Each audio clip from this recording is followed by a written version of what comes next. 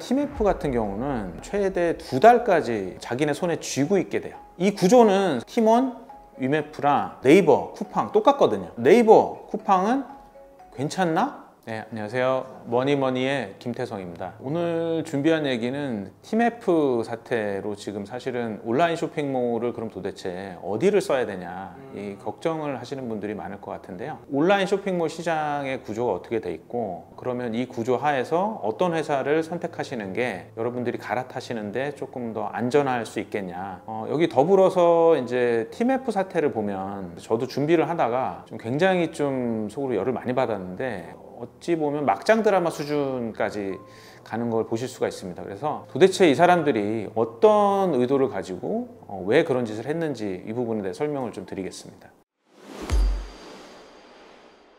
온라인 시장은 오프라인과 과연 어떻게 다르냐. 지금은 온라인 쇼핑몰이 여러분이 워낙 자주 쓰시고 익숙해졌기 때문에 이게 뭐 위험하다라고 생각을 안 하시겠지만, 온라인 쇼핑몰이 처음 생기던 시기에는 사람들이 이제 그렇게 생각했죠. 어떻게 생각했냐면, 야, 이거 실체도 없는데 내가 여기서 주문하고 물건을 못 받으면 어떡해. 그래서 온라인 쇼핑몰들한테는 카드사가 가맹점을 받지 않았어요. 왜냐하면 내일 당장 없어져도 할 말이 없었거든요. 그래서 온라인 쇼핑몰을 결제 부분을 이제 갖다가 카드사로부터 결제를 받으려면 사실은 어떤 하나의 실체가 있는 회사가 필요했고요. 그래서 약간 대리인 개념으로 등장한 게 PG사라고 하는 페이먼트 게이트웨이라고 하는 그 회사들이고, 이 회사가 카드사랑 가맹을 대신 해주고 온라인 쇼핑몰에는 결제 정산 서비스를 해주는 구조가 이제 탄생을 하게 됩니다. 그래서 재밌는 거는 초창기 온라인 쇼핑몰들은 정산 주기를 보면 온라인 쇼핑몰에서 마음에 드는 물건을 찾아서 긁었어요. 그러면 카드사는 5일 후에 PG사라고 하는 곳에 돈을 줬고요. PG사는 그 돈을 다시 5일 후에 온라인 쇼핑몰에 주는 구조였어요. 그러면 전체를 합산해 보면 총 10일이 걸린다는 얘기잖아요. 그 당시 택배로 물건을 보내고 반품이나 뭐 구매 결정 같은 것들을 처리하는 기간이 통상 10일 정도면 모든 거래가 다 완료된다라고 봤기 때문에 10일가량을 줬던 것이죠. 문제는 이 작은 쇼핑몰들에서 이제 큰 쇼핑몰들이 후에 등장을 하면서 발생을 하기 시작합니다. 결국에는 대형 쇼핑몰이나 오픈마켓들은 굉장히 규모가 크거든요. PG사 입장에서는 굉장히 중요한 고객이 돼버리는 거죠. 큰 오픈마켓은 사실은 정산을 빨리 받기를 원해요. 그래서 PG사한테 요구를 하게 됩니다. 이틀 후에 돈을 좀 먼저 땡겨서 줘.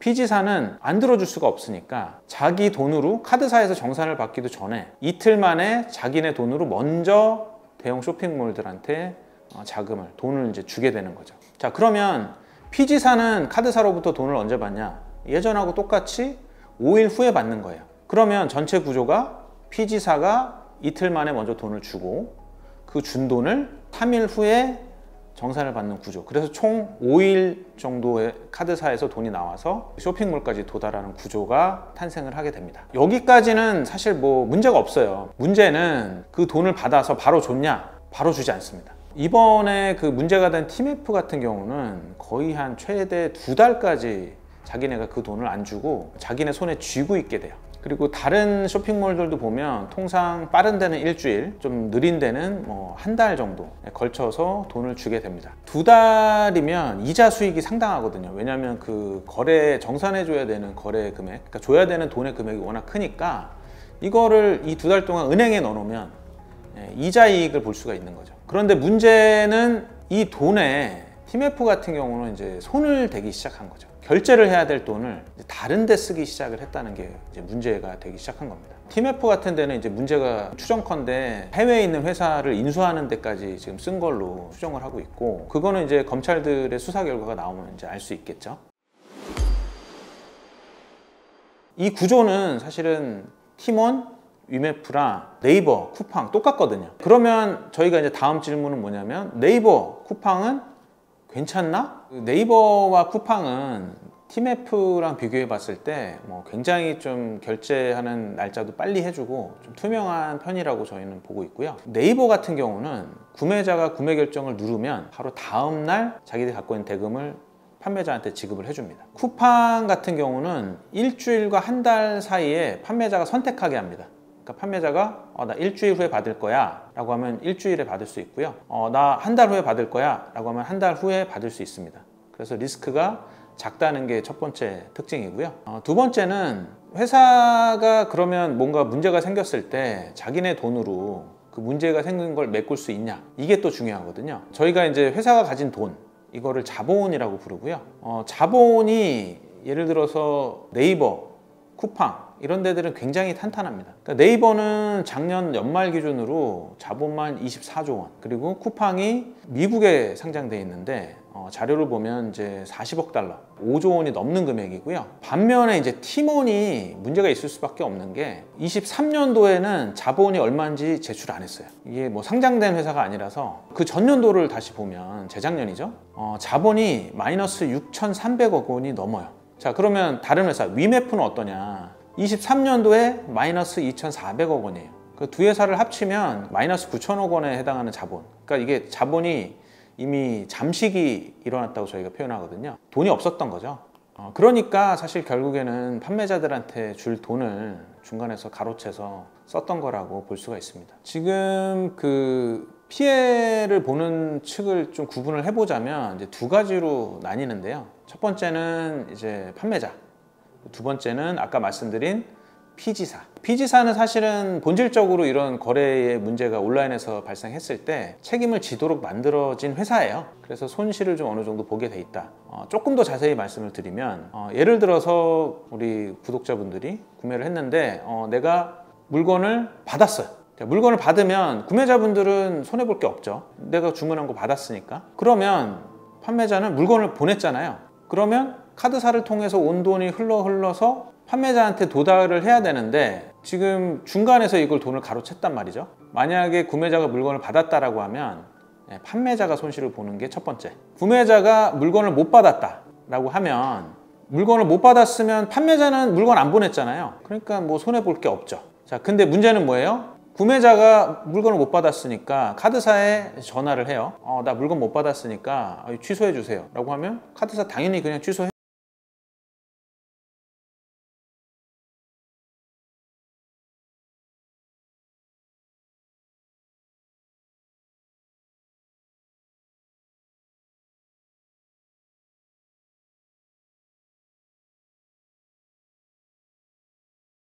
사실은 사업을 하다 보면 뭐 이렇게 조금 원래 해서는 안 되지만 어느 정도 이제 좀 뭐 저희가 속된 말로 유도리 있게 이제 하는 경우도 있긴 하겠죠. 근데 제가 앞서서 말씀드린 악질적인 행동 세 가지를 봤을 땐 이게 너무도 고의성이 짙고 이거는 뭐 양아치라는 표현도 과분할 정도로 좀 너무 정도가 지나쳤다.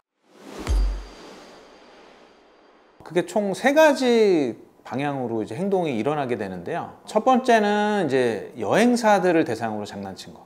두 번째는 상품권 가지고 장난친 거. 그리고 세 번째가 정말 악질적인데요. 판매자들한테 대출을 더 받게 유도를 하는 과정이 이제 나옵니다. 판매자들이 사실은 이 연타를 맞게 되는 그런 경우가 발생을 하는 거죠. 여행은 그럼 도대체 이게 왜 문제가 되냐? 여행 상품은 저희가 보통 어떻게 하죠?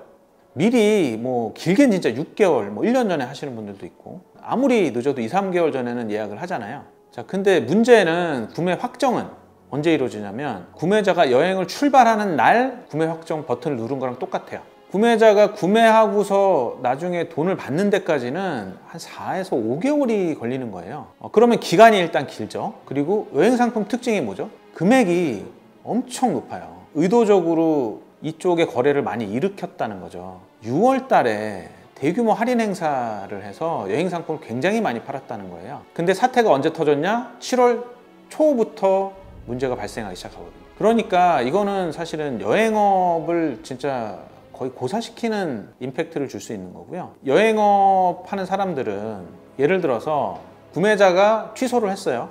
취소를 하면 카드사로부터 돈은 안 나오잖아요. 그럼 그냥 여행 상품이 캔슬된 겁니다. 그럼 위약금이라는 게 발생을 해요. 항공권, 호텔, 여행사들이 그 속내를 들여다보면 영세한 업체들이 굉장히 많거든요. 재무적으로는 조금 더 취약한 환경에 있어요. 그래서 저희가 봤을 때는 이게 여행업에 주는 타격이 꽤 크지 않을까. 두 번째는 상품권이에요. 이것도 여행처럼 대놓고 그냥 속된 말로 해먹으려고 했던 정황들이 보이는데, 상품권을 대규모로 이제 판매를 하기 시작을 합니다. 온라인으로. 자, 첫 번째 팀원 캐시, 이거 10% 정도 할인해서 줬어요. 해피머니 7% 정도 할인해서 줬어요. 문화상품권 이것도 7% 정도 할인했어요. 완전 그냥 속된 말로 땡 잡았다 이거거든요. 그러니까 엄청나게 결제를 했을 거 아니에요. 근데 문제는 뭐냐면, 일단 팀원 캐시 이거 그냥 빵원 됐죠. 그러니까 이 돈은 쓸 수가 없게 됐어요. 두 번째 해피머니.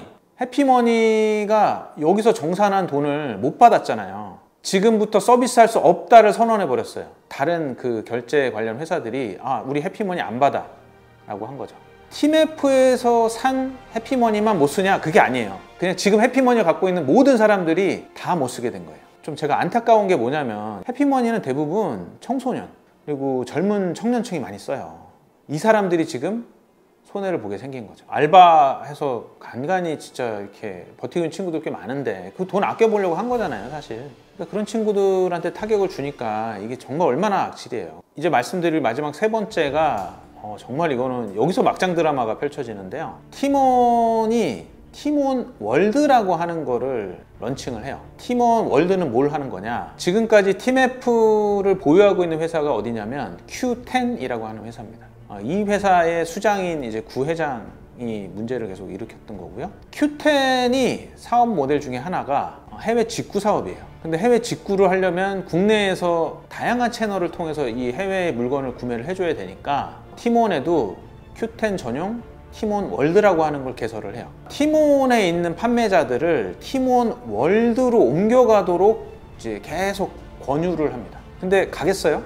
안 가죠. 장사가 기본적으로 어느 정도 뭐 고객 베이스가 있어야 가는 거니까.